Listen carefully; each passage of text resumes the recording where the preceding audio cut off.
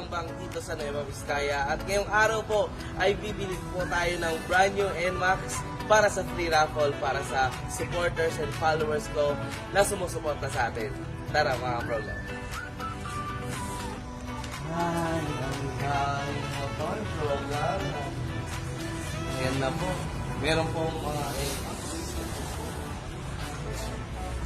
meron pa po doon.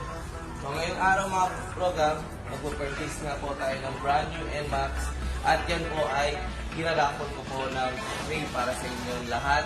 Sa lahat po ng mga sumuporta sa ating mga ginagawa, sa lahat ng ating bigay natin, and also nung nawala po ko at pagbalik ko, andyan pa rin po kayo.